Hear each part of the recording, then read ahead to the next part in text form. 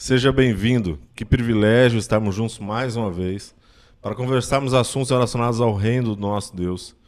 Nós que temos o privilégio de sermos chamados filhos de Deus através de Cristo.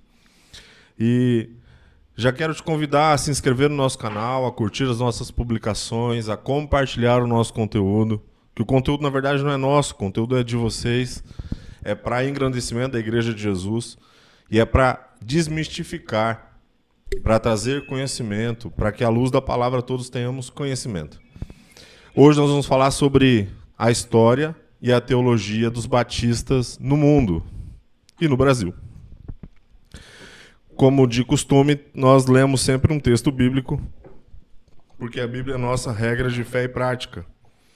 2 Timóteo 3, 16 e 17, diz assim: E toda a Escritura, divinamente inspirada, é proveitosa para ensinar, para redarguir, para corrigir, para instruir em justiça, para que o homem de Deus seja perfeito e perfeitamente instruído para toda boa obra.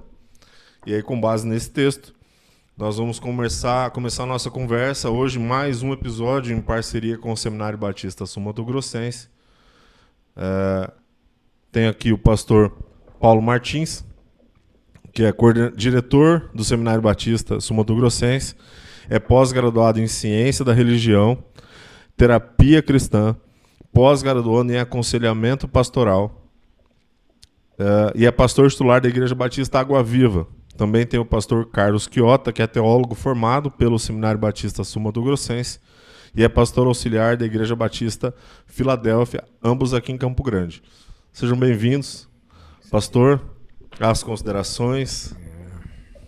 Ô, Tiago, obrigado mais uma vez, por abrir esse canal de comunicação. E temos a possibilidade de estender o seminário até outros horizontes, outras fronteiras.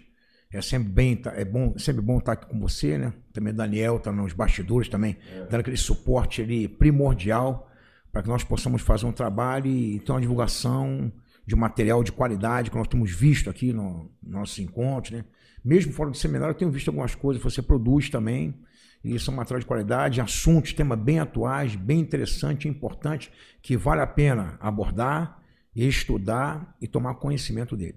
Então, para a gente vai ser um prazer bater um papo nesse momento aqui com você e sobre o assunto tão importante que a gente não destaca tanto. Nós vivemos a igreja do dia a dia, E deixamos de viver a igreja da história. Sim. E a igreja tem uma história. A gente não pode abandonar a história da igreja por tão somente viver uma igreja do tempo odierno e achando que a igreja se resume nesse tempo que nós estamos vivendo. Então, olhar para trás, ver ali como se construiu a nossa história, também é algo importante. E nós temos que destacar isso. Sim. Quero também muito agradecer ao Tiago, É um privilégio mesmo estar aqui, é o primeiro podcast que eu participo, Seja bem-vindo. É bem novo, o pastor já está experiente já aqui, Estamos caminhando. Mas é um conteúdo muito relevante para todos, que fazem parte da denominação, aqui também que não fazem, para poder também conhecer a história, da onde viemos, para onde iremos, o que acreditamos, E aquilo que você tem feito, o seu canal tem sido muito relevante mesmo. Que benção. Acredito que eu, como jovem, dizendo, é relevante para os jovens hoje que talvez tenham pouco conhecimento da sua denominação, Então, parabéns, você tem sido bênção e sal e luz, aqui Glória na Terra. a Deus. Nosso objetivo, pastor, desde o começo, e o podcast surge de uma conversa minha com o Daniel, com a minha esposa, com meu pai. E eu falava assim, tem tanto conteúdo inútil nas redes sociais, de um modo geral. E numa dessas minhas indagações, o Espírito Santo vai e diz assim, faça você conteúdo útil. Bacana. Glória a Deus. Você está enxergando uma lacuna, está uma brecha que precisa de ser preenchida. Então faça você. E a partir disso nós começamos a trabalhar de verdade relutante. Eu não queria aparecer. Não queria exposição e tal. Hoje é muito mais tranquilo, depois de alguns, já foram mais de 40 episódios, então já está mais habituado com a câmera, o microfone, não sei o quê. Mas eu relutei quase um ano para começar. E eu comecei falando sobre vocação. Sempre foi uma indagação minha, eu gosto de saber a história dos vocacionados, e eu comecei em abril de 2023 falando sobre chamado. fiz 4 episódios, depois comecei a falar sobre mães, e aí o negócio, graças a Deus, tem caminhado. Amém. Nosso objetivo é levar conhecimento para a igreja mesmo. E se alguém não conhece Jesus, aqui só fala de Jesus, irmão. Seu lugar é aqui, a família do céu está de portas abertas. Amém. Glória a Deus. Pastores, vamos lá. Como é que surgem os batistas no mundo? É interessante, Tiago, é um ponto de partida para nós pensarmos sobre esse assunto dos batistas. Então, existem correntes de pensamento teológica, né, que nós chamamos de teoria. E são teorias que são lidas, são até respeitadas, mas nós, como batistas, somente temos uma linha de pensamento histórico da origem do batista. Então, o batista, na verdade, ele surge na Inglaterra. Surge na Inglaterra no ano de 1612, através de dois nomes, né? Joseph Smith é um nome importante nessa história, e também Thomas Helves também é outro nome importante na história. São os dois nomes. Interessante que Thomas Helves ele é um leigo, John Smith já é um pastor já, né? Então eles estão na Inglaterra e começa um movimento na Inglaterra dos separatistas, na verdade. O que os separatistas fazem, na verdade? Eles se levantam contra a igreja predominante da Inglaterra, que era a igreja anglicana, né? E a igreja anglicana ali, por sua vez, ela estabelece como a igreja oficial e a única religião aceita dentro da Inglaterra. E o separatista, ele entende que o Estado, porque a igreja é do Estado, a anglicana é do Estado, tanto que os princípios doutrinários, eles vêm do parlamento, são 39 princípios doutrinários da igreja anglicana. Ele vem do parlamento, né? Então entendemos que o Estado tem uma ingerência sobre a igreja, e a igreja, por sua vez, está ali engrasada no Estado. É uma coisa só, Estado e igreja é uma coisa só. Então, como se levanta contra a igreja, é tido como insurgente, na verdade. E todos são obrigados a fugir do país, se exilar a outro país, ou então são presos. E você vai ver várias pessoas, vários nomes de pessoas que se mataram contra a igreja estatal naquela época, na Inglaterra, e foram penalizados com pena de morte. Porque até 1612 era pena de morte. Depois se transferiu para um outro tipo de pena, né? Um pouco mais amena, mas ainda uma pena grave, que era prisão perpétua. É o caso de Thomas Helves, por exemplo. Ele teve prisão perpétua e morreu em 1616, preso na cadeia por conta da fé. Então, que vivenciaram. Então, esse movimento chamado separatista, é a separação do Estado da igreja, onde está envolvido esses dois nomes que eu falei com você, John Smith e Thomas Helves. Eles se levantam contra esse princípio da igreja, e eles são obrigados a fugir da Inglaterra. Interessante que a esposa de Thomas Helves permanece na Inglaterra e é presa. Ela é presa. E eles fogem para onde? Fogem para a Holanda. E na Holanda ali, eles começam um movimento interessante, hein? Eles alugam um espaço lá que é uma padaria, uma antiga padaria.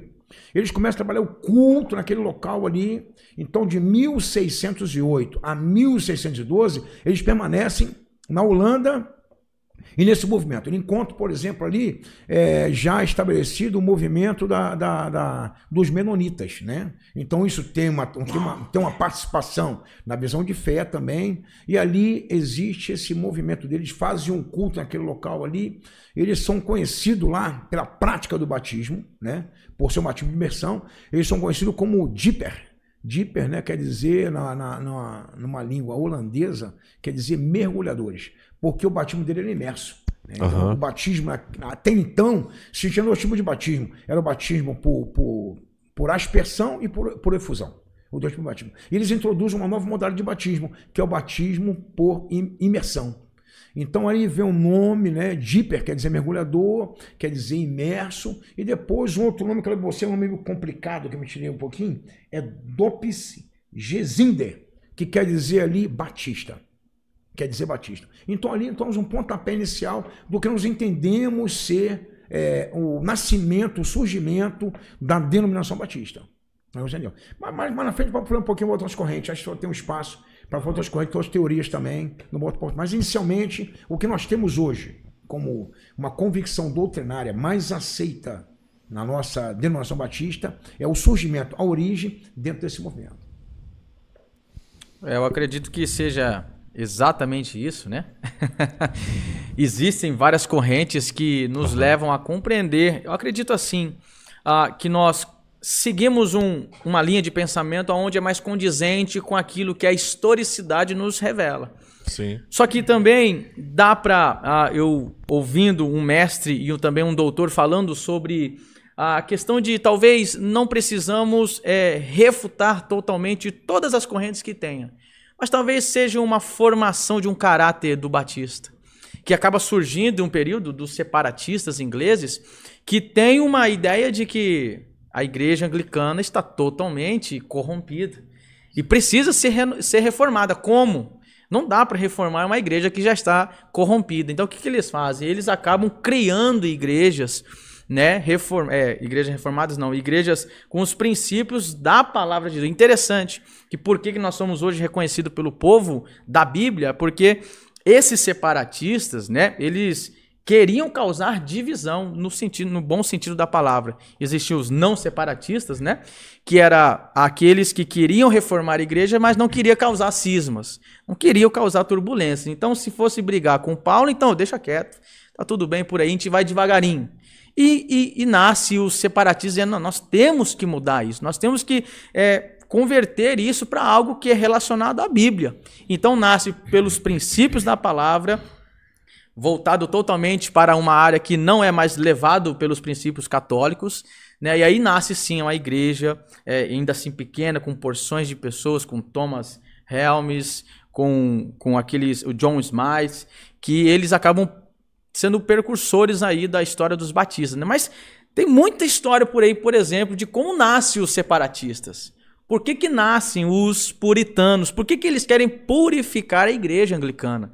Né? Se a gente retrocede um pouco na história, a gente volta lá por 1534, mais ou menos, onde a igreja-estado era um só, a igreja comandava tudo e era governado pelo reinado, né, pelo rei Henrique VIII. Ele acaba acontecendo nesse ano um rompimento da igreja com o Estado, né, com o reinado. Por quê? E é interessante pensar, por que o rei Henrique VIII rompeu com a igreja? Porque ele simplesmente queria separar de Catarina de Aragão. Sim. Ele queria separar dela. E o Papa, por reconhecer que a Catarina era muito renomada e era de muita bênção para a Igreja Católica, por causa de seus pais, eles falam, não vamos separar vocês. E então o Henrique VIII, na Inglaterra, ele forma uma igreja dele, né, que depois ele assina o decreto da supremacia, né, a separação de igreja no controle de Roma. E aí acontece... Henrique VIII, ele é o cabeça da igreja. Não é Cristo, não é o Papa, não é mais ninguém a não ser Henrique VIII. Então, ele faz o pedido para ele mesmo divorciar de Catarina de Aragão. Esse é o surgimento da igreja anglicana. Isso, esse é o surgimento da igreja anglicana. Uhum. É nesse contexto da reforma, que a reforma foi em 1517. Isso. O contexto... Pós-reforma aí. A gente está falando pós-reforma. O Batista surge movimento pós-reforma. Interessante dizer aqui, eu estou com um ponto bem interessante, né? Ele falou do separatista, né? Que é um movimento que tem dentro da Inglaterra esse movimento, separando a igreja do Estado. Isso é importante demais, isso é necessário, né?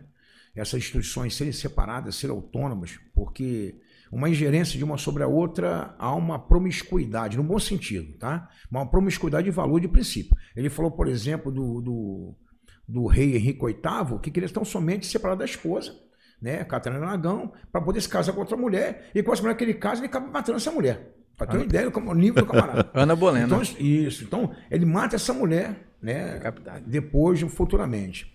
Mas, dentro desse movimento separatista, existe outro movimento dos puritanos também, acontecendo naquela época. Interessante que os puritanos já estavam dentro da reforma. Em 1525, eles já queriam reformar a própria reforma. Então, ou seja, eles já entendiam que os princípios da reforma tinham se deixado de lado. Então já existia um movimento desses puritanos. E esses puritanos reaparecem também junto separatistas na Inglaterra.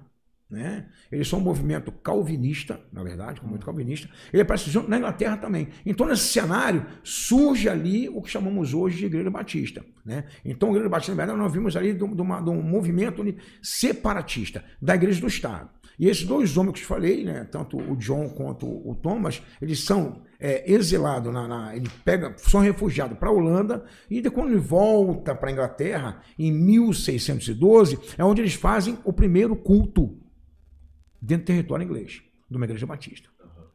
O pastor, o rei queria se divorciar e ele vai fazer uma igreja. Ele faz uma igreja nos moldes que ele conhece. Sim, católico. Uma igreja romana. Isso aí. Só que ele criou uma igreja romana inglesa. Exatamente. Alguns Uma igreja inglesa. para acomodar a vontade deles. Isso. O interessante que acontece é que depois de que ele morre, primeiro a suceder ele era o Eduardo VI, que era protestante, porque ele tinha 10 anos quando ele assumiu o reinado.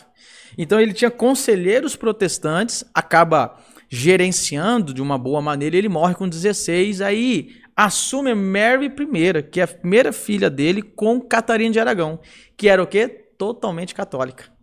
Então ela faz uma perseguição contra os protestantes e reformadores.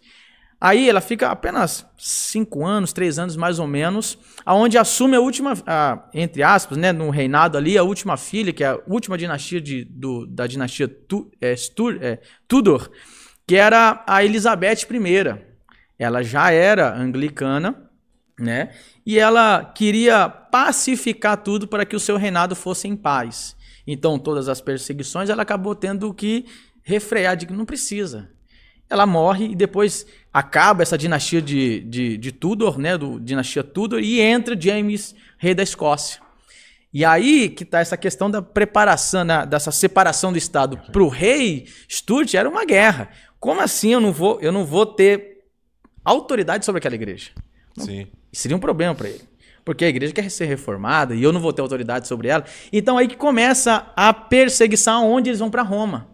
Roma não, para Holanda. E ali aqueles 2 guerreiros ali, John e Thomas, eles formam a igreja lá na Holanda, em Amsterdã, né? Primeira igreja batista lá, de língua inglesa e tudo mais. Mas por causa dessa perseguição de Stuart, né? Do rei I. Pastor, se a gente falar sobre o batismo, um dos princípios, o batismo é por imersão. Né? Um dos, eu não sei se pilares do que nos qualifica enquanto batistas, além do estudo da palavra, é a diferença do batismo com relação a outras igrejas, que é por imersão, por aspersão. Biblicamente, o batismo de Jesus no Jordão é imerso? Parte do pressuposto é que sim, ele é imerso. O batismo de Jesus é imerso. Beleza. Ainda que tem algumas imagens, uns desenhos, uns rabiscos que mostram diferente. Mas o batismo de Jesus é imerso. Cremos nisso. Nós chamamos isso daí. Sim. Tá. Quando é que os anabatistas são falados, talvez, como uma das raízes da Igreja Batista, isso procede ou não procede? Vamos chamar o batismo um pouco mais depois. Vamos falar um pouco mais sobre o batismo, que nós temos um batismo aqui, né?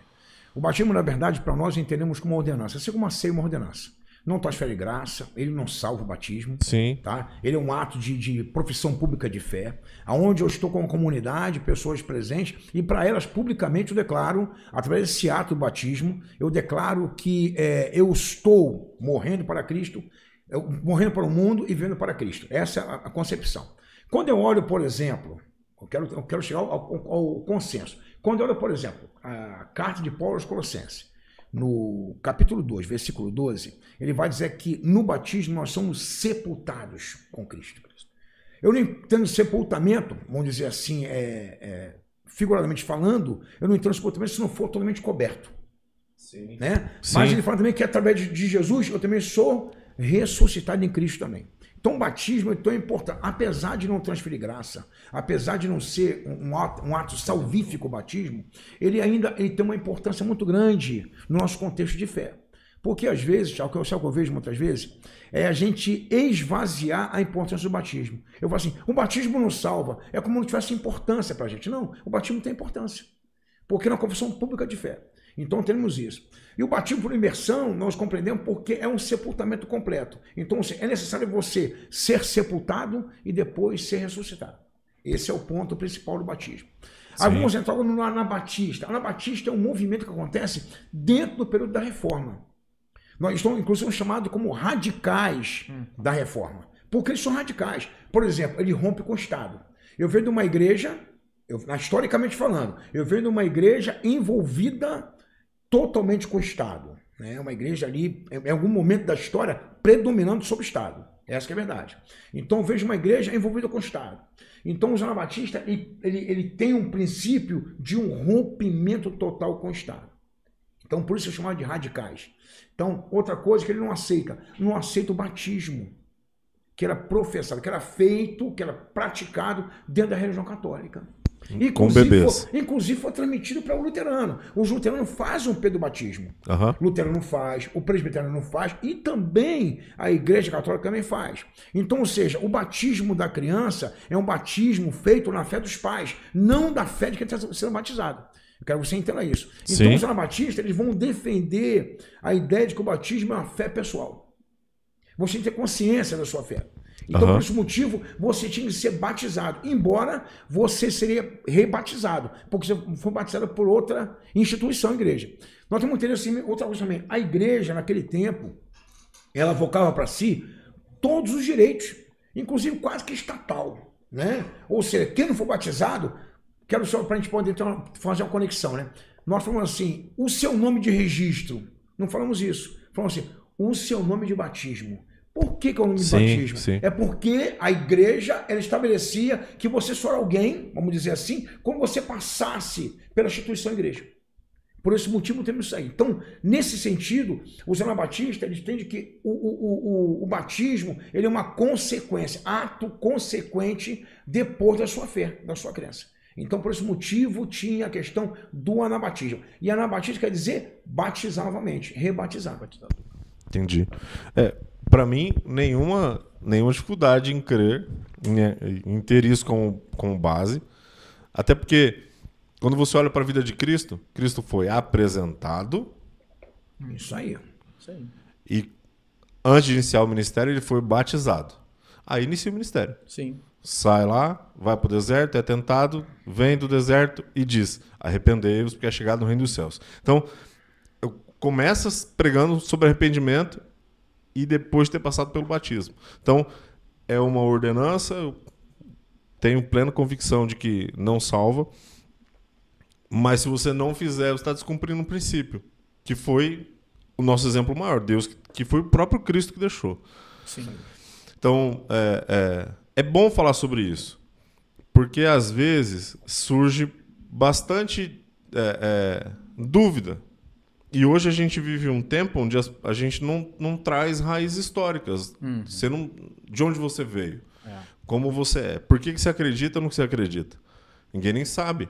Verdade. Então, é fundamental estabelecer princípios. O senhor falou de texto de Paulo aos Colossenses, eu estou citando textos de Jesus, do início da caminhada dele. Tudo que nós estamos falando está na Bíblia, não veio do além.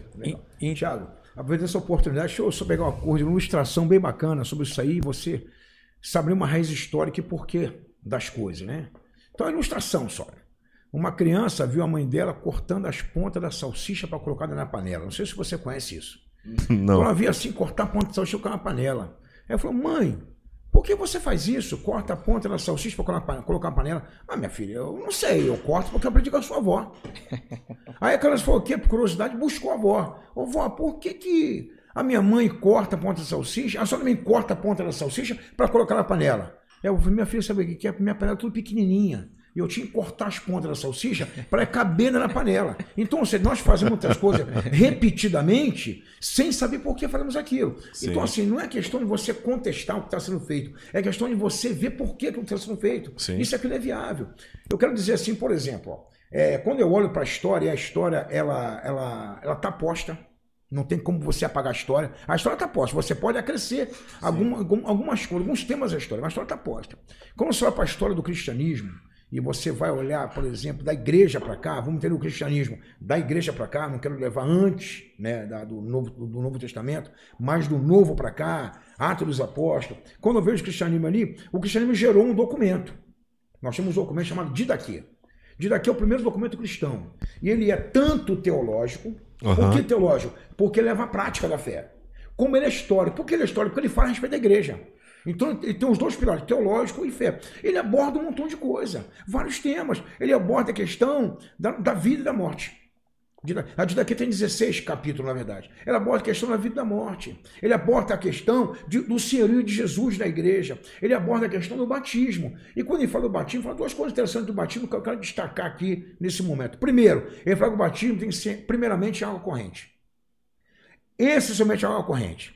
Segundo aspecto, ele fala que a água corrente você pode ser outro tipo de água. Parada, por exemplo, ali. Então, o que eu vejo na visão ali, que é uma visão de tempo, de momento. Chamamos isso de cosmovisão de quem está escrevendo. Eu vi, algum tempo atrás, alguns meses atrás, um batismo local de uma geleira. O cara pegou uma picareta, cravou, aquele, começou a cavar, acho que foi o cara mais corajoso para batizar aquele lugar. O cara abriu ali, não sei quantos graus, abaixo de zero, o cara vai aquele buraco, enfia o cara ali dentro e batiza o camarada ali dentro. Se aquele cara fosse escrever alguma coisa sobre batismo, ele vai dizer assim, ó, o batismo tem que ser feito cavando a geleira, então todo batismo tem que ser lá? Na geleira? Não. Sim. Você deu, como você falou, um princípio. Sim. Nós temos o princípio de batizar. Então eu vejo que a igreja, ela caminha em cima dessa história, desse princípio construído. Uma outra coisa que eu vejo interessante do batismo, na didaquê ainda, que didaquê quer dizer instrução no grego, a didaquê ela fala que o batizando, ele precisava fazer de 1 a 2 dias de jejum. Tá na didaquê. Legal. A gente está na didaquê, isso aí. Que legal. Nós não fazemos jejum como batizar. Não. Nós temos o quê? O curso de preparação do batismo, ou do pessoal mais antigo, barbinha branca, chamavam de catecúmenos.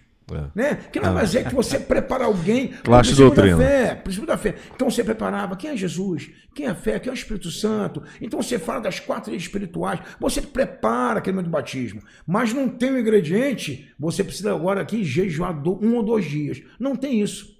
Né? Então são coisas que estão presas a esse documento, mas que hoje não é praticada para a igreja. Eu acredito que isso é praticado no princípio da igreja. Praticado. Mas hoje nós temos uma outra concepção histórica, mas o princípio é batizar. E a igreja primitiva, Atos 13, eles estão reunidos em jejum e oração, o Espírito Santo fala com eles, separa Paulo e Barnabé, ou Barnabé e Paulo.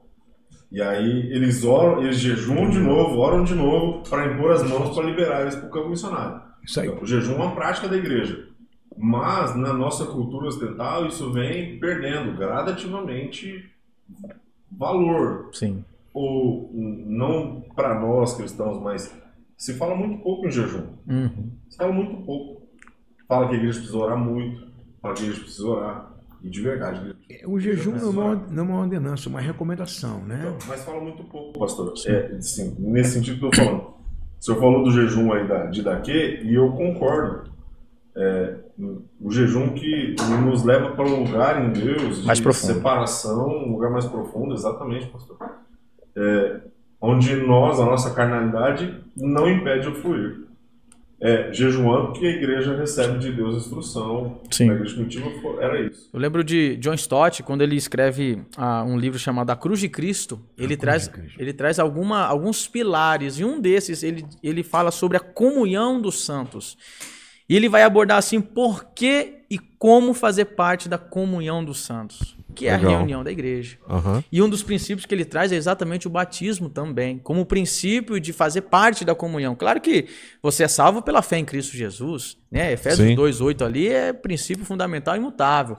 Só que o batismo faz parte para que você faça parte da congregação ao qual há um pastor, um anjo ali enviado por Deus para ser liderados para que cheguem à semelhança de Cristo Jesus. E ele traz esses princípios que talvez hoje em dia esteja se perdendo.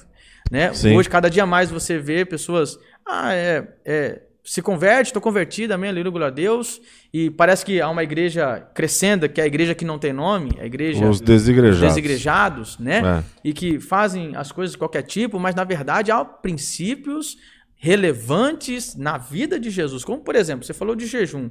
Jesus, assim que iniciou o ministério dele, foi expelido pelo Espírito Santo, foi impulsionado pelo Espírito Santo para ir ao deserto. Jejuou 40 dias. Jejuar.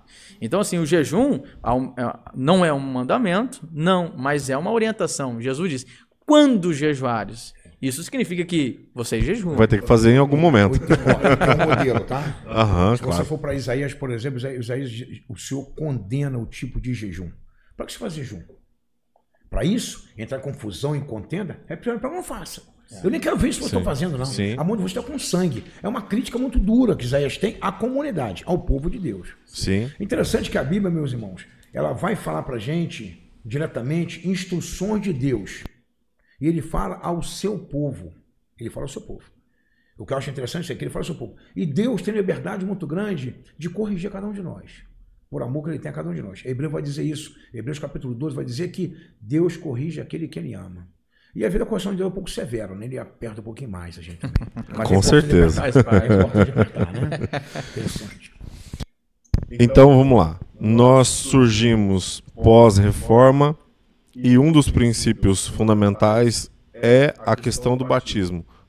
Tem algum outro princípio fundamental que o senhor queira trazer? Tem. Algum outro princípio? Tem vários. O princípio é o primordial, é o princípio da Escritura. Foi o texto de 2 Timóteo 3,16. A nossa, todo e qualquer princípio de fé nosso, ele parte não é da sua experiência, da minha experiência, da experiência, não é. Né? É questão de palavra de Deus. Já começa dali. Começa todo princípio. Então, ou seja, o princípio da Escritura é o balizar todas as coisas. É o princípio que nós temos. Nós temos o princípio da autoridade também. Jesus é a autoridade da igreja. A Escritura é a autoridade da igreja. O Espírito Santo também. Nós temos o princípio, o princípio continuado, que é o estudo recorrente da Bíblia. Por exemplo, você se dedicar ao estudo, você se aplicar ao estudo, ao conhecimento. É o princípio continuado, que nós temos ele como princípio o nosso crescimento. Né? Também são princípio nosso. Então, são princípios que balizam a nossa fé, a nossa caminhada, né? Na verdade. Interessante que essa questão do princípio do estudo, de que nós aceitamos completamente a Bíblia como regra de fé e prática. Interessante que em Amsterdã e na Holanda, o pastor como que é? Smith, ele chega a uma conclusão de que o batismo que ele tinha recebido lá atrás não condizia com o que as Escrituras diziam. Ele chega à conclusão com a comunidade. A comunidade de cerca de 40 pessoas, 30 pessoas, junto com o advogado, né, o Thomas Helms, ele chega à conclusão de que, gente, não é a palavra de Deus isso. O que nós fizemos não tinha validade. E ele chega a um consenso em comunidade dizendo que nós precisamos batizar agora nos moldes da palavra de Deus. E eles batizam de novo. Isso é interessante. E depois disso, Thomas Helms volta para a Holanda, né? E é interessante que ele morre porque ele fala para o rei James I, que é o Stuart, diz assim, você não tem mais autoridade sobre a igreja. E sim, o cabeça é Cristo Jesus. E ele é preso por causa disso. E aí ele morre na prisão como sendo um mártir importante da igreja. Uhum. O John Smith ele chega a se fazer o que chamamos de autobatismo. Não sei se falou isso daqui. Ele se batiza, ele mesmo se batiza. E a partir daí ele passa a batizar os outros também.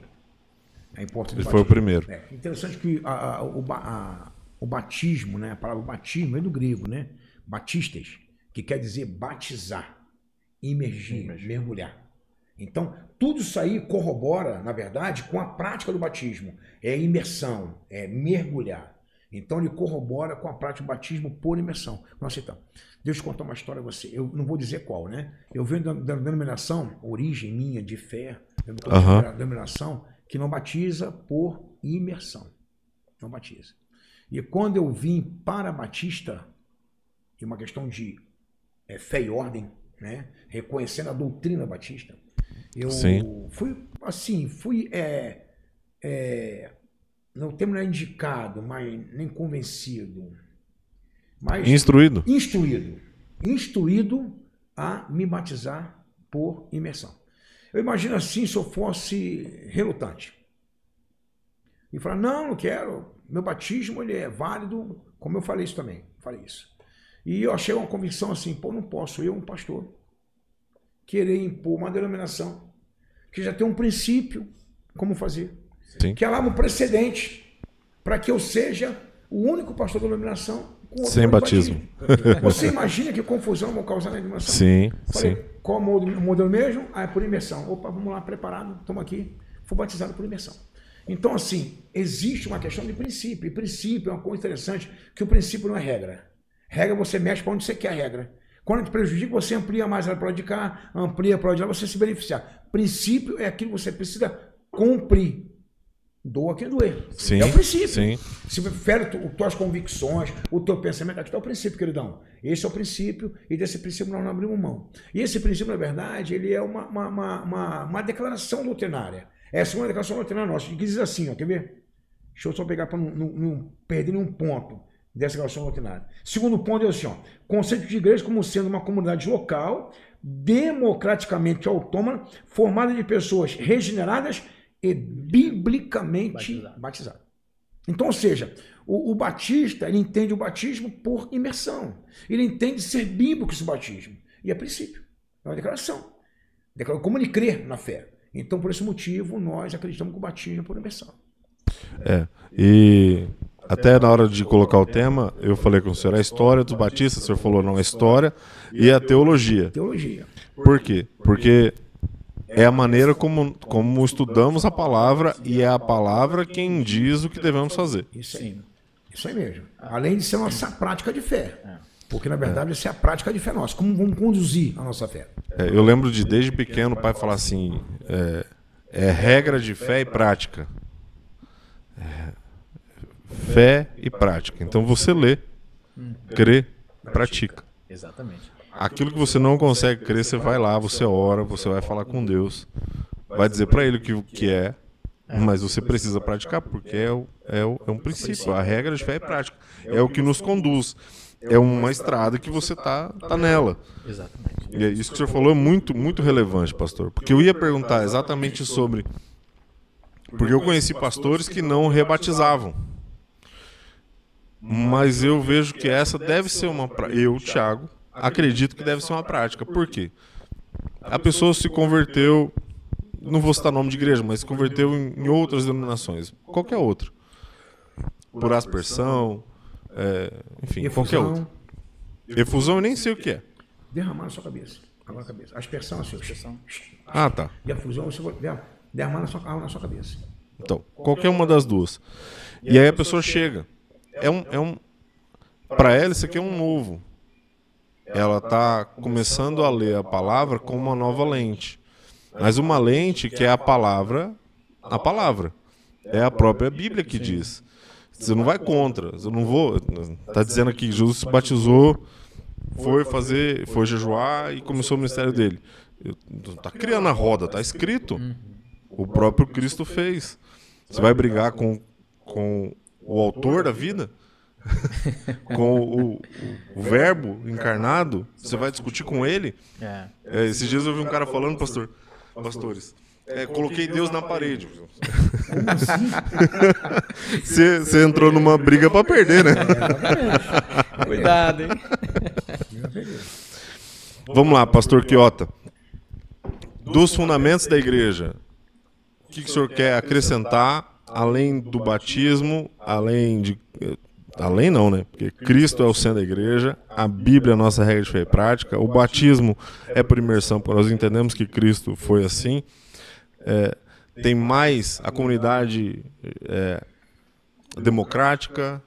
Sim, acredito também que um dos princípios fundamentares é que cada crente ele é responsável individualmente diante de Deus, ao qual os anabatistas não eram. Lembra que era uma tradição, né? E aí, interessante que algumas das divergências dos anabatistas conosco é que nós não colocamos regras em cima de ninguém para que ninguém faça forçadamente. Cada um tem responsabilidade. Você pecou, meu amigo, você sabe, a escritura está aí. Você não leu, você não se corrigiu porque não quis. Claro que existe a orientação do pastor e tudo mais, só que é algo interessante que o pastor não tem autoridade de fazer uma escolha por aquele cara. Sim. Né? Já os anabatistas não. Eles falam, não, você vai fazer e ponto. É isso, tá na comunidade, tá na seita ali, então vocês têm que cumprir aquilo de forma assim bem severa. Outra coisa importante também é a absoluta liberdade de consciência. Que outras igrejas também, outras denominações não têm essa estimativa de que todo mundo tem essa liberdade, todo mundo tem que pensar igual, nem sempre. Na ordem dos pastores, no grupo, né, nós ficamos vendo lá, conversei com o pastor hoje, cada um com os seus pensamentos e claro, só que alguns princípios são fundamentais a ser imutáveis, como esses princípios da regra de fé e prática, sendo a Bíblia e tudo mais. Mas coisas como escatologia, coisas como a ação do Espírito Santo na igreja, algumas coisas se divergem em um dos pontos, um dos dons, por exemplo, né, que é o de falar em línguas, né? Há uma polêmica naquilo tudo que talvez você tenha uma consciência de uma coisa, eu tenha consciência de outra, mas o importante é que a palavra é uma. A interpretação é sua, mas tem que vir do Espírito Santo. Né? Você falou sobre escatologia e é legal. Tem uma visão central escatológica batista? Ou é quem é pré-milenista, ou a gente tem margem para... Tem outro pensamento. Tem pessoas que pensam diferente nisso daí. Elas falando você sobre a questão da escatologia no final, a volta de Jesus, está dizendo ali o reino, né, de Jesus. Tem pensamento diferente. Tem pessoas que são milenistas, tem pessoas que são pré-milenista, pós-milenista, pré-tribulacionista, meso-tribulacionista, pós-tribulacionista. Então tem pensamento de tudo até a ordem, né?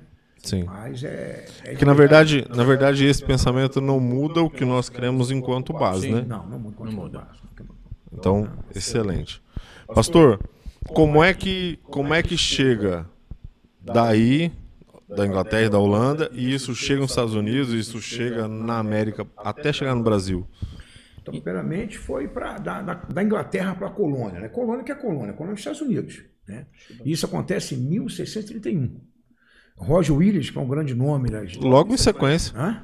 Logo em sequência. 20 anos depois, vamos dizer assim. Logo em sequência. Porque, na verdade, houve ali um descobrimento, né? Para a colônia lá, eles migram para a colônia. E inaugurou a primeira igreja lá, batista, se não me engano, em Boston, se não me engano, né? São dois nomes também, Roger Wesley e John Clyker. São os dois nomes que vão da Inglaterra para os Estados Unidos e iniciam o trabalho lá, né? E ali o trabalho cresce, tem amplitude de trabalho lá. E nós, na verdade, Brasil, ele vai receber uma interferência ali, uma ação, basicamente, da Igreja Batista do sul dos Estados Unidos. Então, o primeiro movimento que teve dos batistas para cá, no Brasil, em terra brasileira, ele aconteceu em 1870. Thomas Jefferson, na verdade, vem para cá. Ele é um missionário, se eu não me engano, veio da África. Se eu não estou me equivocando. Ele vem da África, vem para o Brasil, adoece no Brasil, fica um ano aqui, volta aos Estados Unidos e não volta mais. Primeiro movimento que ele tem. O segundo movimento que tem de batismo para o Brasil, ele acontece em consequência da Guerra da Sucessão. O pessoal fugido dos Estados Unidos vem para o Brasil e se instala ali em Santa Bárbara do Oeste. E ali eles começam o primeiro culto. Mas é um São culto, Paulo?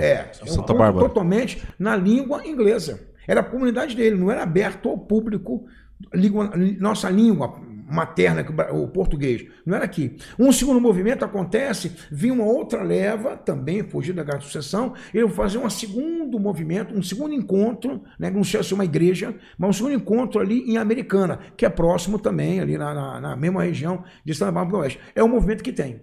Mas o movimento mesmo, algo que vai ali marcar mesmo, vamos dizer, marcar território, que vai dar origem a um trabalho batista aqui, ele acontece em 1891, com a vinda de William Bagman para cá, junto com a esposa para cá, e ele inicia um trabalho ali em Santa Bárbara do Oeste. Ele começa o trabalho dele ali. Então, aí é um trabalho missional mesmo. É, missional. Aí já tem o que ele tem 5 membros ali. Um primeiro batizando, que é um ex-padre, Padre Antônio Teixeira de Albuquerque. É o primeiro padre, o primeiro batismo aqui batista no Brasil, no território brasileiro, acontece com esse ex-padre que veio de Maceió. No final ele vai para Maceió e faz o trabalho batista em Maceió depois, né? Depois da igreja, a primeira igreja batista não, né? A igreja batista em Salvador, na verdade, que é dito como primeira igreja, mas o meu trabalho acontece mesmo ali em Santa Bárbara do Oeste, né? Então esse padre, ele faz parte desses 5 que estão congregando ali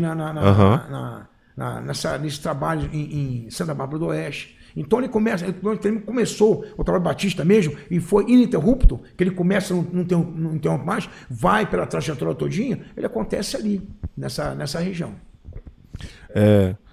Como é para o batista missões, pastor?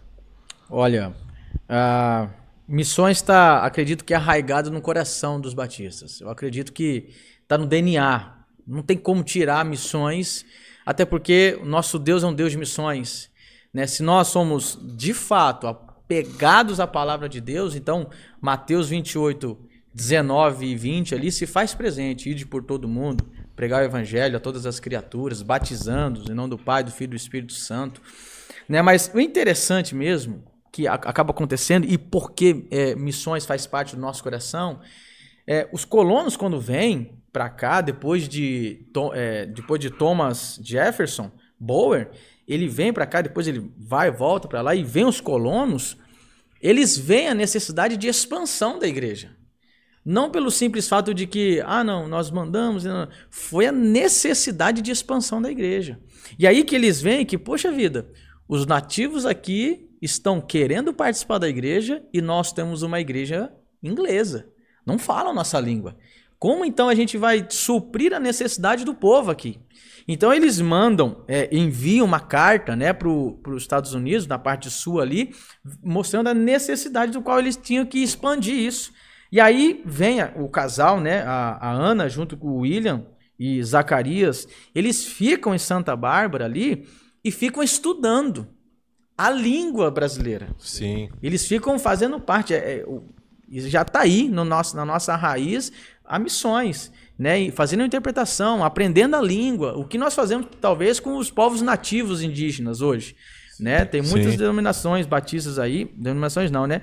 Tem muitos batistas aí que estão aí nas aldeias, né, fazendo o trabalho desse, por exemplo.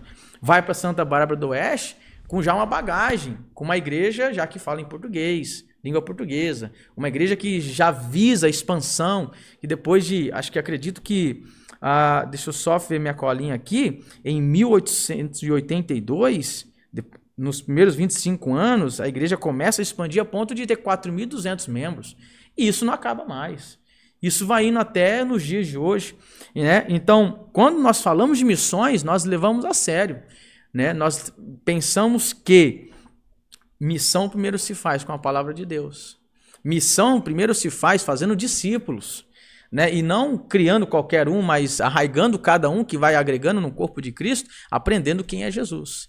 O importante ressaltar que missões, falando da parte do discipulado, nós não formamos pastores com a minha semelhança. O pastor Paulo não forma a liderança na igreja dele com a semelhança dele, mas com a imagem de Cristo Jesus. Então, eu acredito que a missões se faz presente por causa dessa etapa. Ninguém puxa para si. Todo mundo leva para Jesus. E aí, gente, passando aqui só para avisar que se você quiser contribuir com o nosso ministério, o QR Code é esse aqui. De antemão, já oro pela sua vida e Deus abençoe grandemente você. Passando para 3 avisos. Se inscreva no nosso canal, curta, comenta, compartilha. Vamos fazer desse lugar aqui um lugar de edificação de vidas, então vamos mandar o vídeo para todo mundo, para que todos recebam o que a gente está recebendo. E não se esqueça de ler a descrição do vídeo, porque tem muita informação importante, seja de contato com o convidado, seja de contato conosco. Deus abençoe, bora pro vídeo. O senhor falou sobre uma das máximas, uma máxima que eu aprendi da vida toda, é do evangelho ser individual. Você também falou. Deus não tem neto, Deus não tem sobrinho. E às vezes as pessoas têm a tendência de achar que Deus é o vô. Porque eu sou o filho, meu pai é o pastor, Deus é meu avô, aquele que dá tudo que eu preciso, eu sou protegido. Ou Deus é o meu tio, aquele tio legal que chega em casa e que faz tudo que meu pai não quer que eu faça, esse tio me leva para fazer. E não, Deus é pai. E é ele o centro. E é algo que a igreja hoje, não só a Batista, mas todas as igrejas precisam resgatar. A centralidade de Cristo no processo. Se Cristo não for o Senhor e não for o centro, não tem louvor, porque aí vai ser antropocêntrico. Não tem adoração, não tem estudo da palavra, porque vai passar pelo crivo de uma pessoa, e aí é o que ele fala e não o que Cristo fala, e aí surgem as heresias, né? Então é um pilar que precisa ser resgatado na igreja brasileira, que eu creio, ou não sei nem se é essa palavra, né, ser resgatado, mas que a gente precisa falar muito sobre a centralidade de Cristo em todo o processo. Sim. A expressão é certa, isso mesmo. A expressão é resgatar. O que é resgatar? É você trazer de volta o que você perdeu. Né? Então, como você começa a sair do norte, da orientação, né? E a Bíblia, temos a Bíblia. Por isso que é interessante o Batista, ele coloca a Bíblia como única regra de fé e prática. Está fora disso, você está fora do propósito de Deus. Então, quando você começa a distanciar por qualquer propósito, por qualquer intenção, você começa a desfocar o teu caminho. E você precisa resgatar no meio, resgatar, trazer de volta, né? E nós temos hoje, eu não quero fazer crítica a ninguém, mas a leitura que a gente faz, né? Nós temos muitos movimentos hoje, que a gente vê ali que eu não encontro na Bíblia. Eu começo a ver algumas coisas que acontecem, que as pessoas anunciam, a televisão hoje, a mídia hoje, ela te oferece isso, para você observar e ver mesmo, né? E eu vejo alguns, eu assisto algum, olho, analiso e critico. Então, assim, eu vejo algumas coisas que acontecem por aí que eu não consigo entender. De onde que tirou isso? Para dizer que é fé. Sim. Eu vejo mais como sincretismo, sim, como moda, do que como cristianismo, como fé. E nós, batistas, nós precisamos estar balizados pela palavra de Deus. A nossa igreja precisa ser uma igreja cristocêntrica. O nosso púlpito precisa ter uma Bíblia em cima dele. Fora qualquer disso aí, meu irmão, é orientação humana. Meramente humana. Se você quer ser orientada por Deus, é por aí. Agora, no ponto que ele tocou de missões modernas, missões do Batista, ele falou uma coisa muito interessante, está no nosso DNA. Faz parte da gente, né? Nós temos um nome chamado William Carey, que é o pai da missões modernas. 1783, se eu não me engano, não vou precisar a data. Mas ele é o primeiro que vai sair da Inglaterra e vai para as Índias fazer missões. O pastor Djalma falou dele. Um sapateiro, meu amigo. Ele junta o dia, a mulher, tu vai pra onde? Não vou, tu é louco. Tu não vai não? Eu vou então. E foi. E o cara passa, se não me engano, 25 anos lá. Então, mas ele vai fazer missões. Então ele vê o quê? Ele vê o expansionismo da igreja. E isso é fruto, sabe o que é? De você tirar a centralidade da fé de dentro da igreja e colocar na palavra. As pessoas não precisam fluir para a igreja para ser salvas. É preciso buscar a palavra para ser salvo. E a palavra que salva o homem. É o Espírito Santo que convence o mundo do pecado, da justiça e da morte. É a palavra que chega e bate e limpa, como diz João capítulo 15. Vós sois limpo pela palavra. Então, se não parou de vir à igreja, nós temos que ir a ele. E é interessante que quando Jesus usa o termo ali, né, de ide para a igreja, ele manda uma igreja andar. Ele não fala, espere na igreja até que venham aqui. Ele fala assim, ide por todo mundo e pregai. Ide batizando o nome do Pai, do Filho e do Espírito Santo. E o verbo para a gente está no imperativo. No imperativo, é uma ordenança. Sim, sim. Mas no original, ele é ali um verbo no futuro, né? Mas contínuo, ativo. Indo. Que isso é para gente gerúndio para a gente. Ó, indo por todo mundo.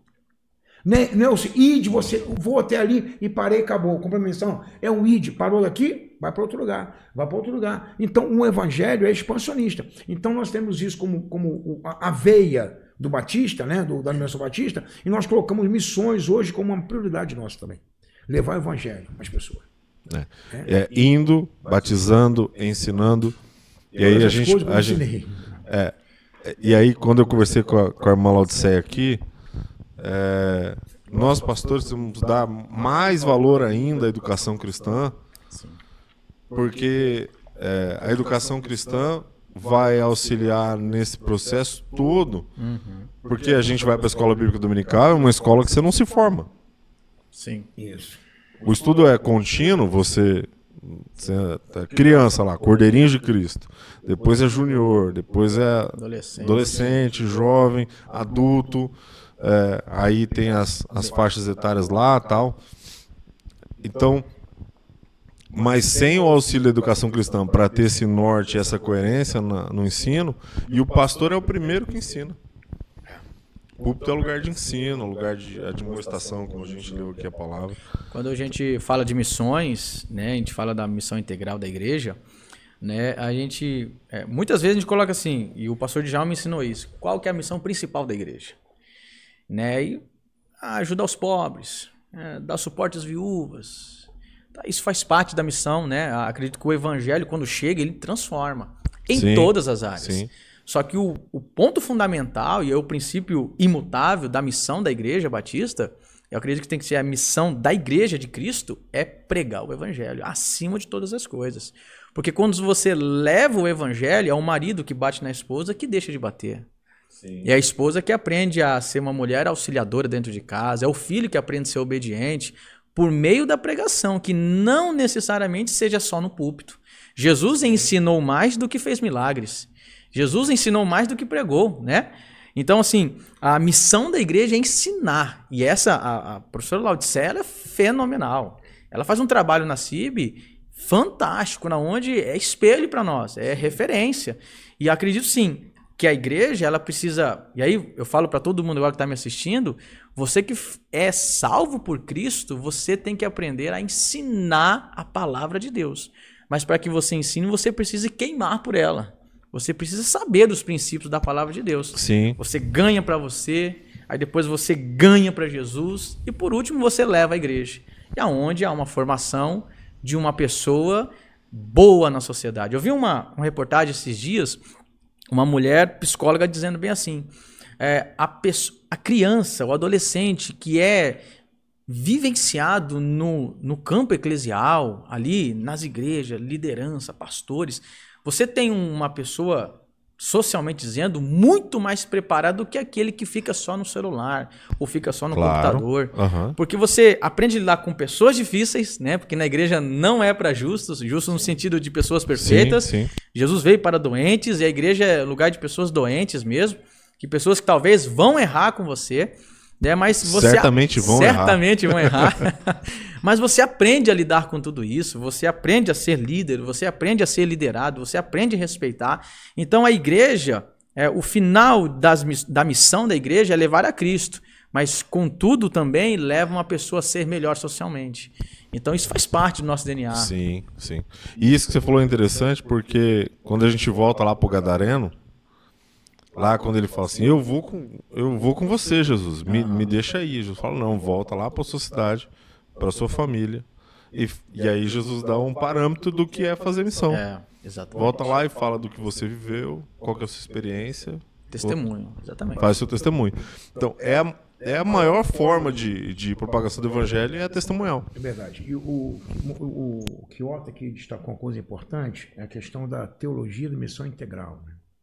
Nós entendemos essa missão integral, ela tem duas asas. A asa do querigma, que é pregar a palavra. E também tem a asa também da ação social, que é o acolhimento, é o cuidado, é o sustento, né? E a igreja, ela cumpre esses dois papéis. Ora, o querigma vai ser a coisa mais importante, porque aquele local precisa da pregação da palavra. Ora, vai ser a ação social, porque aquele local precisa do pão que perece. E Tiago vai dizer isso, Tiago. Tiago vai dizer que se você chegar para alguém só, vai em paz, Deus te abençoe, tô orando por você, tá, queridão? E o cara continuou com fome, o cara, o que é isso? Você tem aquele negócio? Mas assim, quando você bota num contexto, né, a palavra, ela vai salvar o homem, direcionar o homem. Aí tem outra ilustração. Posso contar a ilustração aqui? Por favor, pastor. Estava em sala de aula e ela perguntou assim na sala de aula para as crianças, o que é o inferno? Aí um silêncio na sala, né? Criança. Aí um garotinho, de maneira atrevida, levantou a mão. Pode falar, o que é o inferno? Professor, o inferno é lá em casa. Na sua casa, ele começou a dizer, me escrever. Meu pai é alcoólatra, isso. E a professora conduída, a professora pegou, comprou uma cesta básica, foi na casa dele visitar ele. A professora cristã, visitou ele lá, olhou e constatou tudo que ele falou. A miséria que está naquela casa ali, uma necessidade social muito grande. Ela foi ali, orou com a família, entrou a cesta básica, orou com a família, passou um tempo, a professora perguntou, o que é o céu? Um silêncio na sala. E mais uma vez aquele garotinho botou o braço, professora, o céu é na minha casa. Como assim? Desde que o evangelho está na minha casa, tudo mudou na minha casa. Glória a Deus. Então assim, ó, amém. Quando você vê assim, é uma ilustração, é lógico, mas quando você vê que isso chega na casa de alguém e muda a pessoa, muda uma família, você vê a importância e o valor que temos que dar à pregação do evangelho. E o evangelho não deve ser uma coisa que eu peguei, absorvi e represei para mim, não. Eu peguei, absorvi e eu vou agora compartilhar. Nós não somos represas, nós somos rios. Sim. Local onde flui a palavra. Então, o Batista hoje, eu acho que eu não vou errar se eu disser que o Batista é a denominação mais envolvida com missões. Eu sei que tem outras denominações envolvidas com missões, Sim. mas quem tem o coração, quem tem junta de missões nacionais, estaduais, regionais, assim, mas faça aqui, assim, mas nós estamos aqui no período de missões regionais, Sim. assim, mais missões nacionais, mundiais, somos nós que temos isso aí. Recebi recentemente aqui uma mensagem do pastor Djalma, compartilhou no nosso grupo, do pastor João Marcos Barreto. O pastor Marcos Barreto é o presidente da Junta de Missões Mundiais. Ele está onde focado, eu acompanhei ele, focado na guerra da Ucrânia com a União Soviética. Ele está onde agora? Focado na guerra de Israel com Hamas. Está focado, missões mundiais. Eu vou dizer o quê?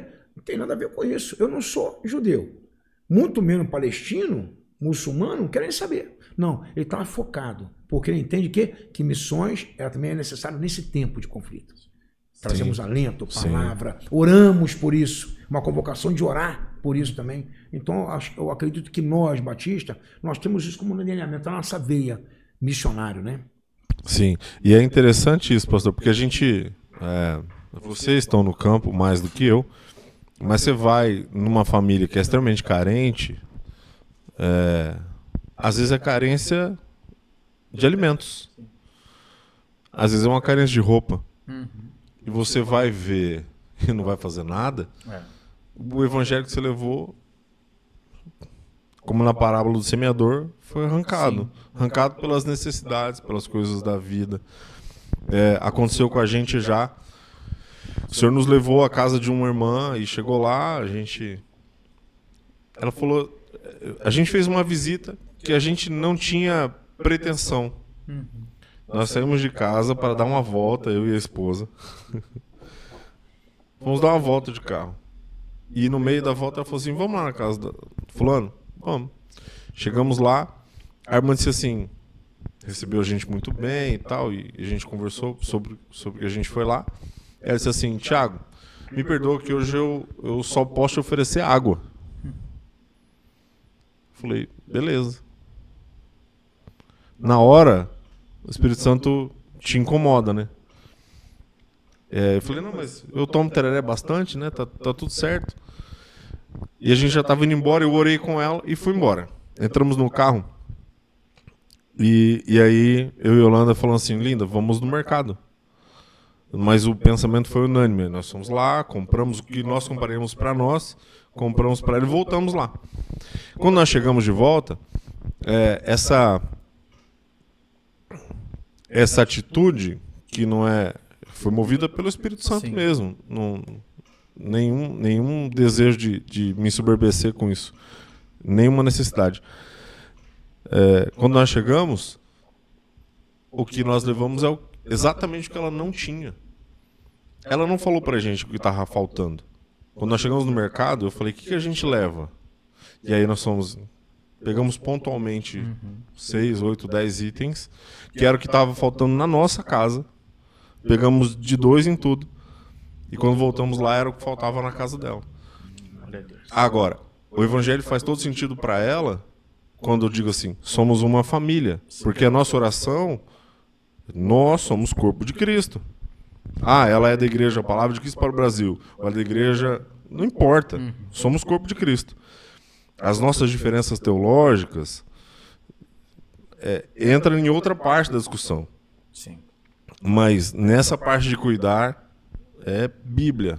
E a gente precisa cumprir Bíblia. Então, legal. É fundamental isso. E missões, tem um outro testemunho de um missionário, e vocês me perdoem porque eu esqueço nomes. Então eu não sei quem é um missionário. Que ele foi para a África, por exemplo, e tem escassez de um monte de coisa, de comida, mas eles também não plantam. E aí ele foi fazer uma horta, foi plantar mandioca, batata, e aí começou a atender a comunidade entregando alimento básico. Batata, mandioca, alface, não sei, tomate. E aí a igreja começou a crescer. Mas primeiro a igreja cumpriu um papel social, como se embasasse a palavra que ele está... Como se não, embasando a palavra que está sendo pregada. As nossas igrejas precisam ser. Sim. E aí fala do nosso DNA, Porque a gente não consegue, você não separa a Bíblia, você não tira, ó, esse texto aqui eu não leio, eu não vou ler o livro de Tiago, não me serve. Não vou ler o livro de Pedro, não me serve. Não, a gente lê a Bíblia como um todo. E é como um todo que nós somos instruídos. Meu pai sempre fala assim, que a Bíblia, a gente deve ler todos os textos como quem carpe um lote, que bate a enxada e puxa pro pé. Não é aquele crente pedreiro, né, que pega com o pai e joga pro vizinho lá. Não. Pega e joga pro seu pé. Alguma coisa Deus vai falar com você. Sempre. A palavra não volta vazia. Se nós pudermos falar quais são os desafios da Igreja Batista hoje, falando de Brasil e mundo, na visão de vocês, quais são os desafios para as nossas igrejas hoje? Ser batista. Ser batista na essência da palavra. Assim, ó, é bem certo que a igreja é dinâmica, né? Eu não posso jamais achar que a igreja batista de 2023 vai ser igual à igreja batista de 1612.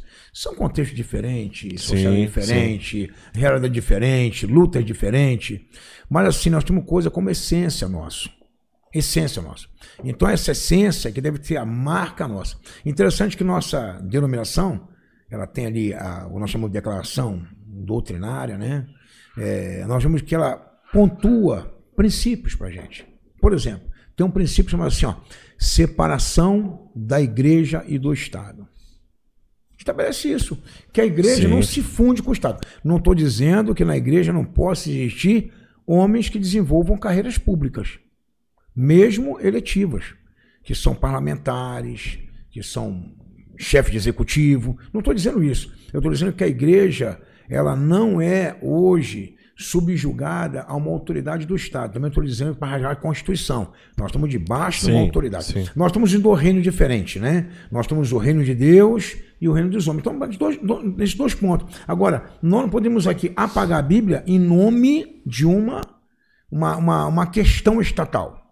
Rasgar nossos princípios em cima. Por exemplo, irmão, me perdoa que eu vou usar uma coisa muito polêmica aqui. Eu não vou aqui admitir, aceitar, levantar a bandeira do aborto, porque o Estado quer aprovar o aborto. Não. O meu princípio é não. Sim. A Bíblia me diz que não. A Bíblia me diz que a vida é mais importante do que qualquer coisa. Então, eu não posso concordar com isso, ainda que advenha do Estado uma autorização para abortar. Eu vou dizer, meus irmãos, olha, se vocês abortarem, não tem problema, porque o Estado garante esse direito a você. Não tem isso. Então, nesse sentido, que eu acho que temos que ter separação do Estado da igreja, a ingerência total. Então, isso é um princípio nosso, né? Sim, então, nós temos que ser batistas, mais batistas, né? Sem ser barrista, sem levantar uma bandeira de uma coisa cristalizada ali e que não tenha qualquer possibilidade de você caminhar numa sociedade contemporânea, mas abandonar o princípio, não. Então, nós precisamos ser batistas, né? Acho que o nosso desafio hoje é sermos batistas mesmo. A discussão, como é que o pastor Marcelo falou, a discussão da dialética. A gente vive a discussão da dialética. Isso aí mesmo. Hoje são as ideologias. O que a gente não pode, né, pastor? Perder, pastores. A ideologia nunca estará acima da palavra. Exatamente. Nenhuma ideologia. Nenhuma ideologia. Nenhuma ideologia estará acima da palavra. E esse é um desafio grandioso da igreja hoje. Você tem razão, o desafio é ser. Isso aí, vai ser batista. Eu acredito que, e aí eu já falo como um pastor menos experiente do que o pastor Paulo, né, mas um pastor de jovens, né, um pastor de adolescentes. Eu acredito que essa nova geração que está vindo, eu acredito que a dificuldade é fazer com que eles obedeçam a palavra. E obediência é amor, né? Aquele que guarda meus mandamentos, esse é o que me ama. Então eu acredito que minha dificuldade, e eu acredito que a dificuldade de muitos que tratam com essa nova geração agora, é tentar inculcar, no bom sentido, né, na cabeça do jovem, adolescente, é como obedecer e ser constante. Eu acredito que há uma inconstância hoje na juventude e adolescência muito grande. E por causa do quê? Por causa da globalização, por causa da internet, que no seu par, sim, é muito boa. Né? Eu falo para os meus alunos de EBD, se quiser procurar o texto bíblico aí na sua internet, use. Mas não use o WhatsApp na minha aula. Por quê? Não é o momento. Não é momento. Só que a inconstância... O desafio é esse mesmo. O desafio é esse. Quanto mais eu converso com a galera, Qual foi a última vez que você leu a Bíblia? 2 semanas. E você, 2, 3 dias. Mas o celular está sempre na mão.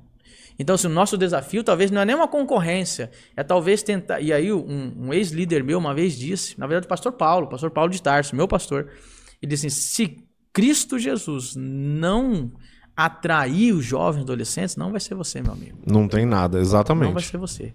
Então, assim, o meu desafio, nosso não desafio... é a parede preta, não é o jogo de luz, não é o rock and roll, não é nada. Exatamente. Então, esse é um desafio muito grande que nós temos enfrentado hoje. É ensinar a ser constante como os mais experientes.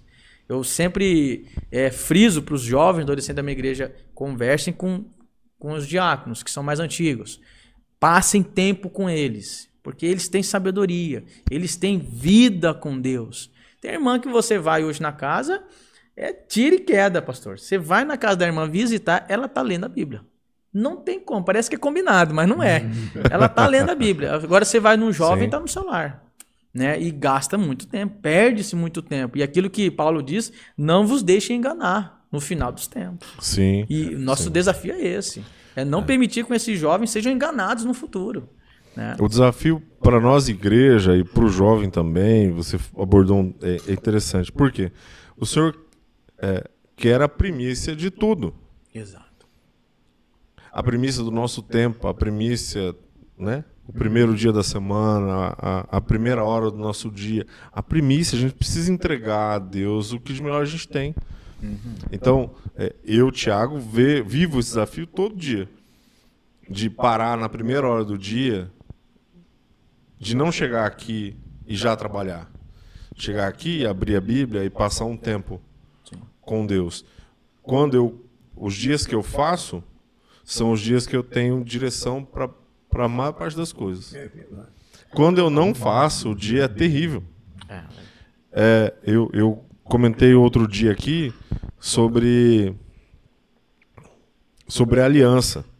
E eu tava... alguém falou mal da esposa dele para mim. E falou mal da esposa dele comparando a minha com a dele. Legal, né, pastor? Obrigado. E aí,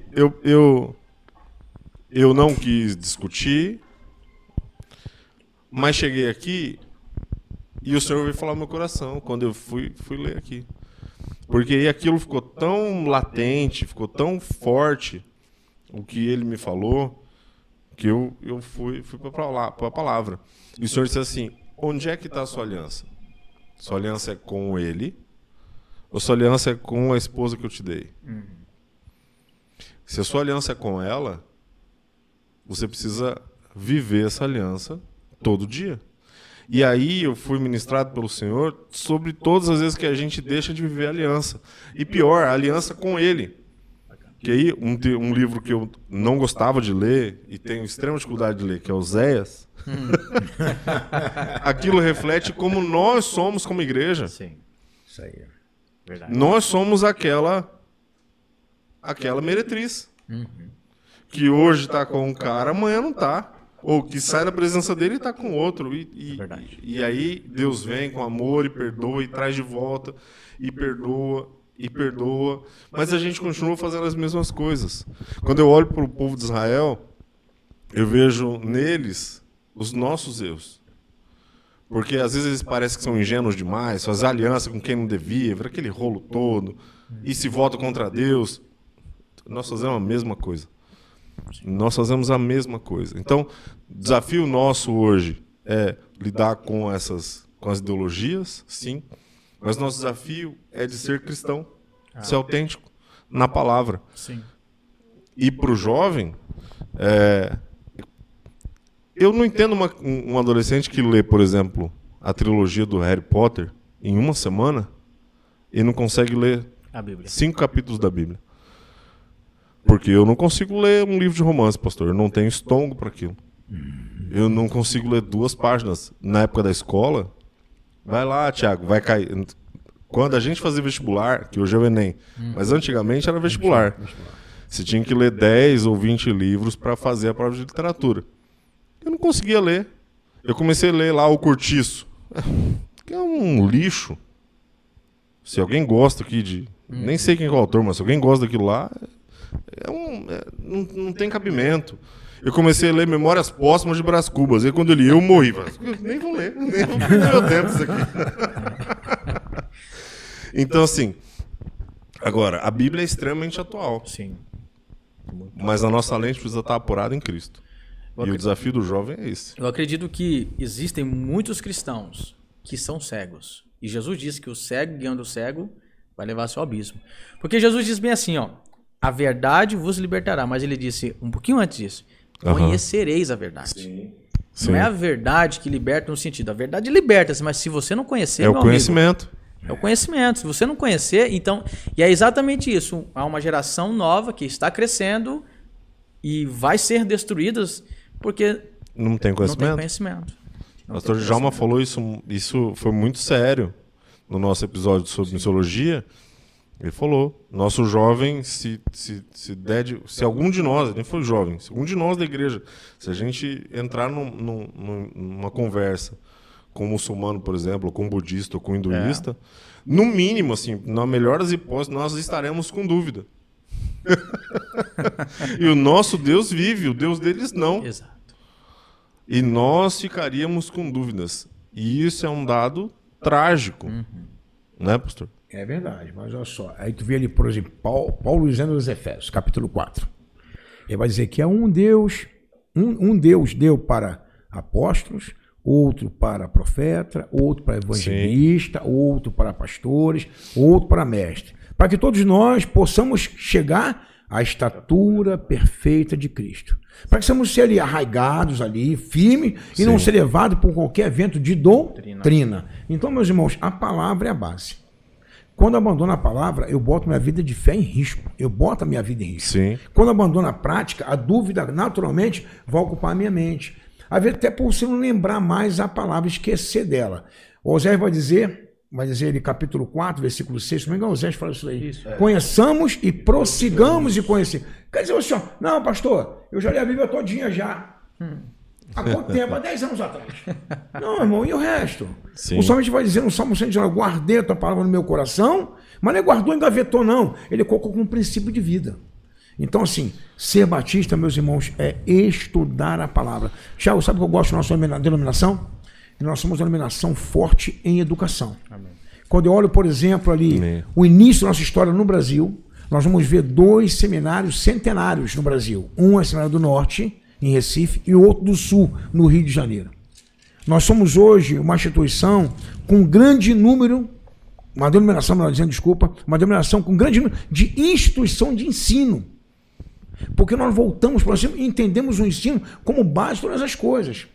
Nós temos hoje um viés muito forte na parte educacional, né? A nossa irmã Laodiceia, ela trabalha, ela está junto com mulheres educadoras e foram formados aqui no Brasil a primeira ordem de educadores batista, meu amigo, é a ordem de educadores.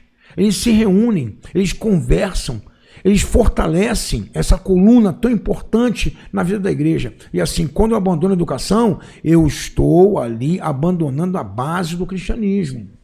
Eu estou abandonando. Então é necessário nós conhecermos a Bíblia. Interessante, como falou o pastor Chiota no início aqui, não sei se o pessoal vai perceber ainda, mas eu quero destacar mais uma vez. Nós éramos conhecidos, no início de tudo, como os Bíblias. Sabe por quê, irmão?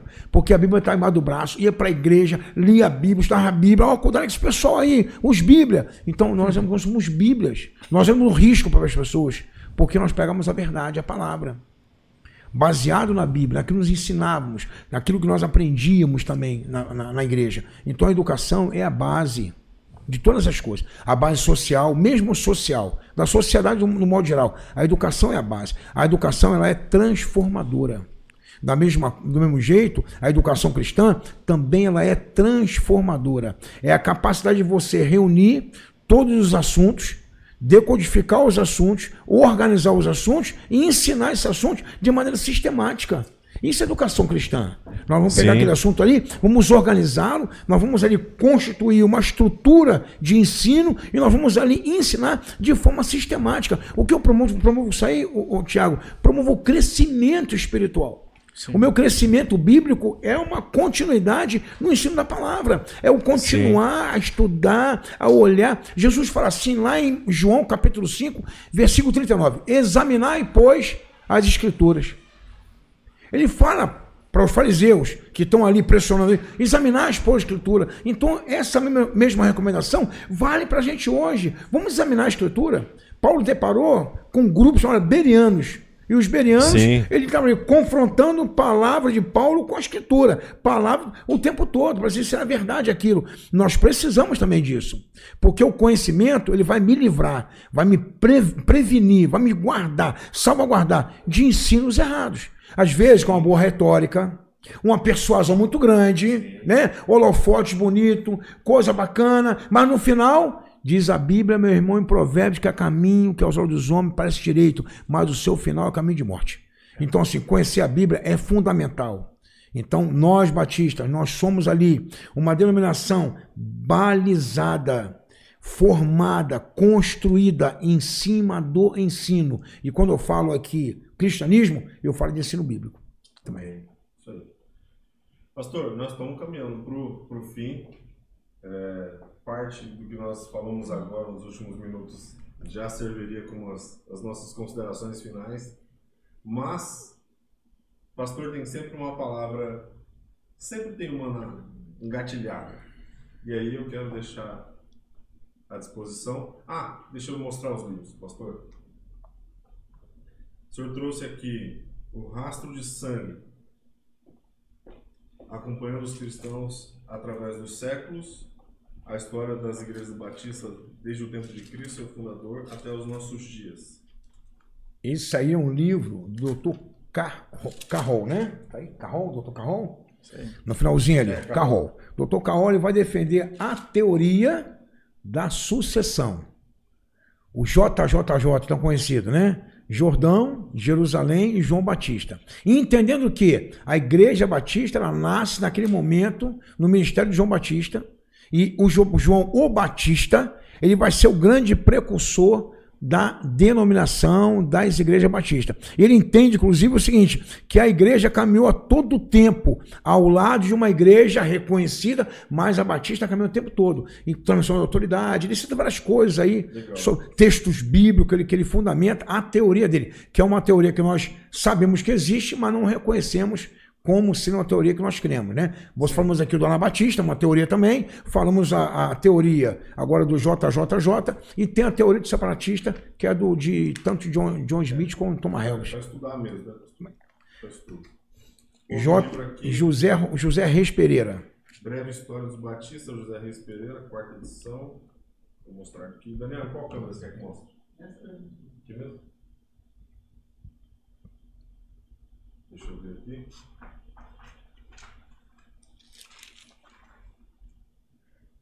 Esse livro que o senhor mostrou, O Rastro de Sangue, é de 99.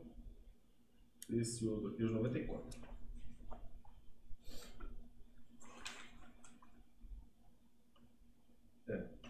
A origem dos batistas, como se desviaram as igrejas primitivas, o testemunho. Tá. Não tá. A origem, vou repetir, a origem dos batistas, como se desviaram as igrejas primitivas, o testemunho da patrística, o Novo Testamento, a resistência à corrupção do primeiro século, a resistência à corrupção da Idade Média, a reforma. Muito interessante. E aí traz alguns nomes interessantes para a América do Norte, legal.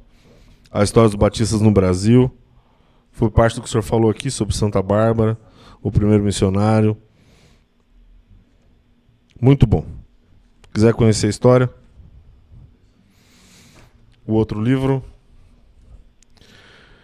Teologia dos Princípios Batistas, de John Landers. Esse livro é de... Eu acho que é porque eu gosto de número, eu gosto sempre de saber quando é que foi. Mas esse aqui não tem. Esse aqui eu não vou ter.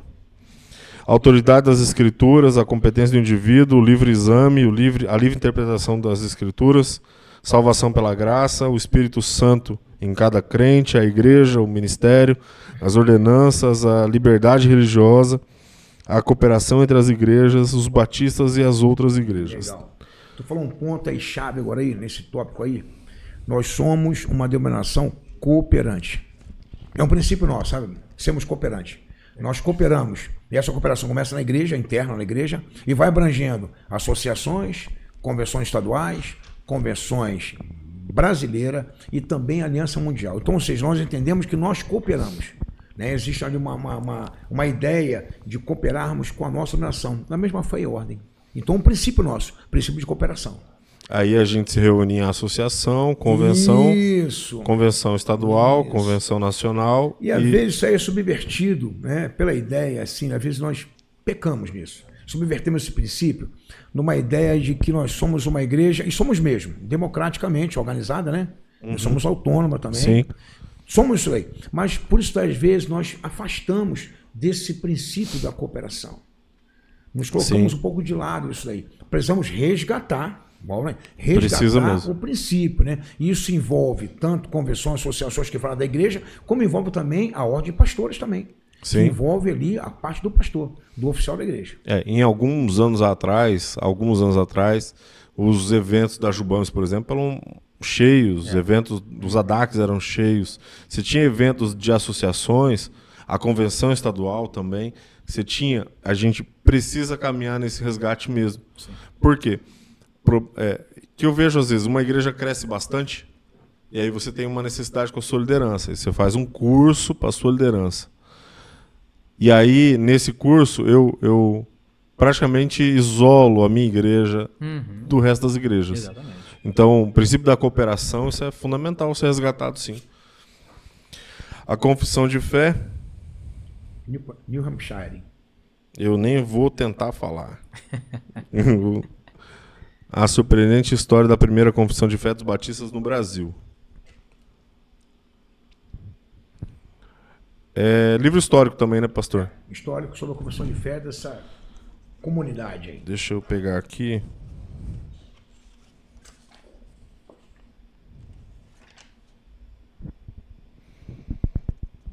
Esse é recente. A publicação dele é. Ele é do antigo. livro, a confissão, ela é antiga, né? Mas a publicação é recente, do David Bledson, se não me engano. David Bledson. Thomas. Foi parceria, Não sei. Dois livros aí. Legal. Essa edição agora, recente, 2021. 2022.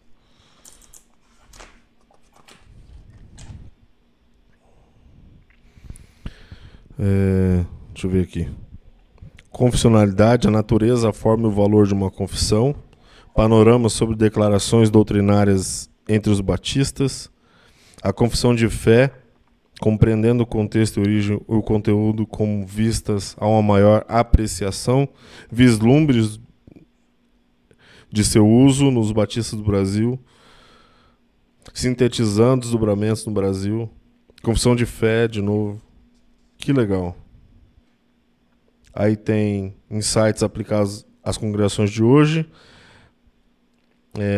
articulações históricas e reflexões mais recentes. Muito bom. E o último, Osmar da Rocha Campos, a história dos batistas da Holanda ao Brasil. Aí ele vai abordar, inclusive, o Thiago aí também, a questão dos batistas particulares, que surge em 1644.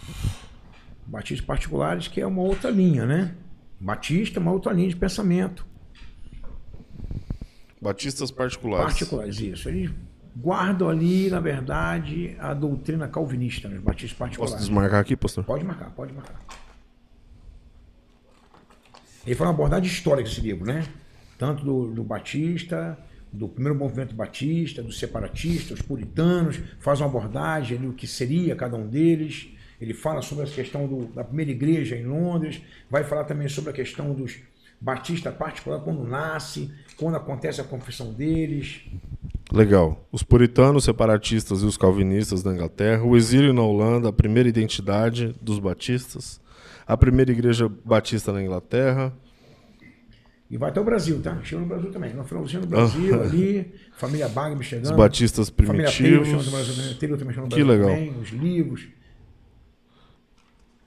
Ele fala sobre o Jornal Batista. Ele fala sobre o Jornal Batista, como surgiu o Batista. Ele fala, por exemplo, da Convenção Batista Brasileira, como surge.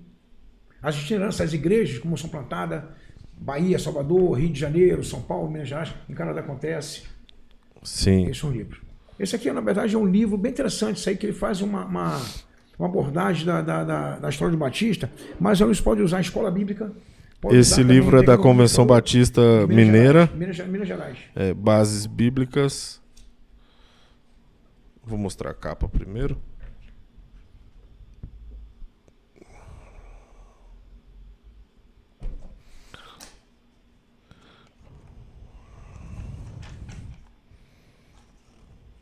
Bem didático. Muito bom. Esse aqui é recente, né, pastor? É recente, isso aí. Esse é recente. 2021. Muito bem. Agora nós vamos para as considerações finais. Pastor Quiota. Vamos lá, acho que acredito que não tenho muito o que falar daquilo que já foi feito, mas como pastor eu dou somente um conselho. Em tudo que vocês forem fazer, seja lá jovem, adolescente ou as pessoas mais experientes do que eu, por exemplo, né? Bendiga o Senhor em tudo que forem fazer e jamais se esqueçam dos benefícios da salvação que nós temos em Cristo Jesus. E esses benefícios nós vimos na história batista hoje. O quanto nós chegamos aqui, como demandou e como que foi, né, na necessidade da história, Deus se revelando por meio dela, usando homens, mulheres, comunidades, para que nós pudéssemos ser conhecidos como um povo da Bíblia, né, arraigados e tudo mais. Então, jamais se esqueça dos benefícios do Senhor e sempre glorifique a Ele em tudo que você faça. Amém. Tiago, mais uma vez a nossa gratidão, né? Muito obrigado por esse trabalho seu aqui, espetacular. Dá voz ao seminário, dá voz às pessoas que passam por aqui, essa roda de conversa, né? E tem a oportunidade de não exaurir o assunto, não tem como exaurir o assunto. Quando eu falo a história do Batista, é uma história de 400 anos. Para ser preciso, 411 anos de história do Batista. Não tem como resumir em uma hora isso. Nós damos uma pincelada e nós despertamos o interesse, aguçamos a importância e o interesse de as pessoas pesquisarem e buscarem isso aí também. Então eu quero agradecer a você a oportunidade, o canal que você nos oferece para poder comunicar com outras pessoas, né, sobre esse assunto, um assunto sobre o Batista que eu acho assim de extrema importância e relevância quando eu quero fortalecer a nossa identidade. Estamos ali vivendo um momento diferente na igreja. Muitas igrejas aqui hoje estão aderindo o formato, um modelo de igreja multiplicadora, mas nós temos uma essência. Então essa essência ela é preservada. Amém. E o modelo ele me ajuda a aplicar essa essência. Então assim, eu quero agradecer a você, ao Daniel ali, um dos bastidores, do ajuste fino ali, então muito obrigado, Daniel, e a você que está nos ouvindo, está conosco aqui nessa série de podcast, tanto assunto interessante, assim que o Senhor te abençoe, e deixa eu deixar um versículo muito importante para você, que nós encontramos em Provérbios capítulo 4, versículo 23, que fala assim: sobretudo, o que deve guarda o teu coração, porque dele procede a saída para a vida. É o mais importante a oração. Amém, amém, pastor. O espaço estará sempre aberto. Amém. Estará sempre aberto. Muito obrigado você que ficou com a gente aqui até agora. Obrigado por ter nos assistido.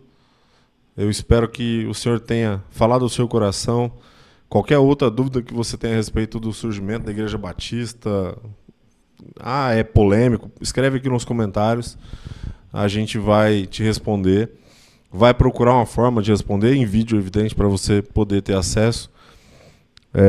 O pastor falou o texto para guardar o seu coração, e eu quero ler um texto enquanto a gente estava conversando. Eu abri a Bíblia para procurar aqui, Salmo 119, 103. Ó, quão doces são as tuas palavras ao meu paladar, mais doces do que o mel à minha boca. Pelos teus mandamentos alcancei entendimento, pelo que aborreço todo falso caminho. É através da palavra e do conhecimento do Deus da palavra que nós encontramos entendimento E aí o próximo versículo, a lâmpada para os meus pés, a tua palavra, luz para o meu caminho. Que o Senhor seja lâmpada e luz e que o conhecimento da palavra de Deus seja doce para você.